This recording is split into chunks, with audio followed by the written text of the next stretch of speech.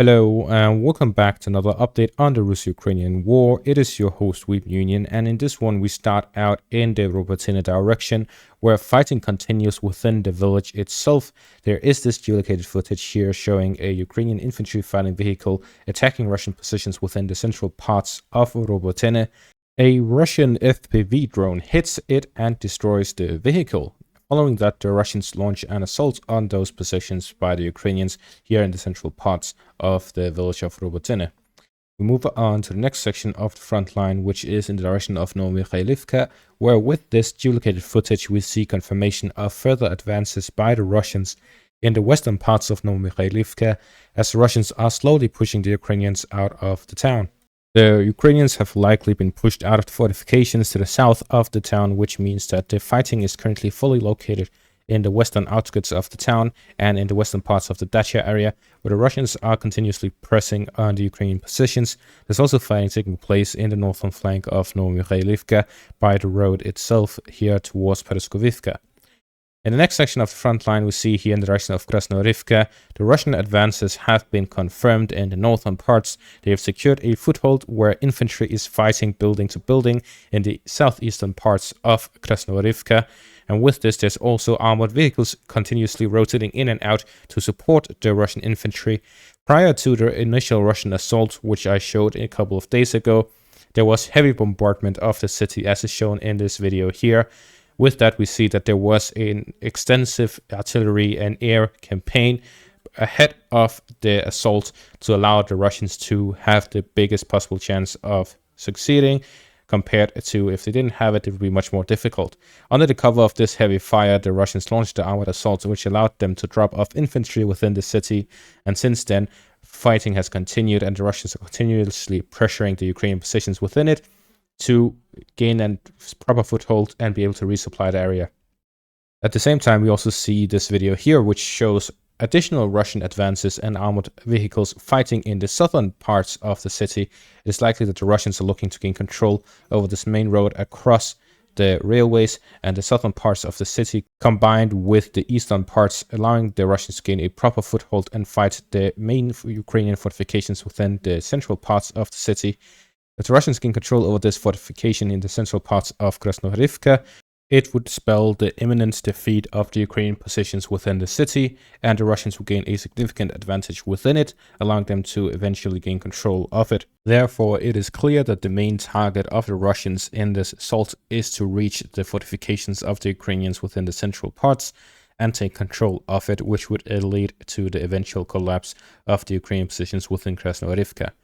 At the same time, we see here to the north, the Russians have fully captured Pervomaiske. Combining that with the analysis of the situation by Krasnoyarivka, it means that with the fighting over Krasnoyarivka, if the Russians gain control of it, they will gain full control over the fields in between the west of Donetsk and all the way down south to Hrihorivka, with the fighting taking place and now reaching the Netailova in the north, and fighting continues in Hrihorivka to the south, potentially expanding to Maximilianivka in the near future. It would mean that the Russians would gain full control over any area within artillery range of Donetsk city, which means that the Ukrainians would only have to range with their Storm Shadow missiles or MLRS rocket strikes towards Donetsk.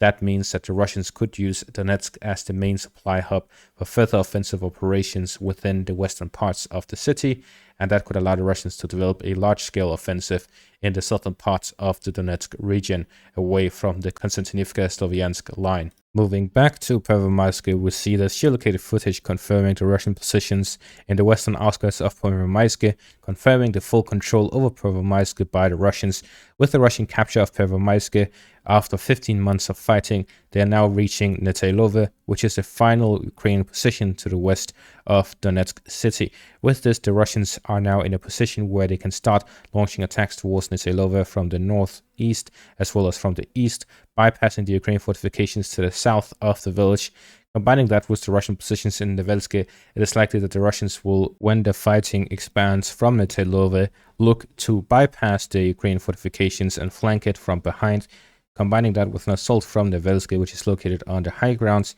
they will be able to pincer these fortifications, hitting the ones in the southwestern parts of it, and completely encircle the ones to the east of it. With that, it is likely that the Ukrainians will either withdraw from these fortifications towards Netailove while the road is still open, or that they will eventually end up being encircled by the Russians, gaining control over Netailove and pushing in the southern direction from Netailove and northwestern direction from Nevelske. Following the capture of the town of Pervomaiske, the Russians launched an assault to the west of Tonenke, which allowed them to break through and gain control over the vast majority of the fortifications the Ukrainians had to the east of Yasnobrodivka, which aligned their front line here to the road east of Yasnobrodivka, connecting Umanske and the two villages to the south. With this, we see that the Russians have made significant progress west of Tonenke, while the Ukrainians were claiming that the 48 armored vehicle, of which they destroyed about 16, as is claimed, of those vehicles was a complete failure, showing that the Russians have not learned anything. Yet now we see that there's been no additional videos of a lot of Russian armored losses, but the Russians have managed to gain significant advances, allowing them to capture significant fortifications across the west of Tonenke, and now with control over Pervomaiske and the eastern fortifications of Yasnobrodivka, are now able to launch offensive operations towards Umanske, Yasnobrodivka, and Netailove, which would end the battle in the western flank of Avdiivka. At the same time, the Russians in the north have managed to fully capture Berdychi, gaining full control over the village, and have managed to advance to the central parts of Semenivka, splitting the village into two. With this, we see that the battles on the second line of defense of the Ukrainians is collapsing. The Russians are closing in and gaining full control of it. With the control over Orlivka and Tonenke, it allowed them to relocate their forces west of Tonenke and north towards Berdychi. Now that they have control over Berdychi, they can pressure Semenivka from two directions. If they gain control over Semenivka, they will have control over the northeastern parts of the second line of defense, leaving the southwestern parts, which the Russians have captured Pervomaiske, allowing them to move on to the northern parts, capturing the fortifications, and with that they can attack all three of these villages and the fortified positions by them. This means that the second line of defense of the Ukrainians is near the breaking point, and the Russians will likely storm these positions in the coming days and have it under their control by the end of April.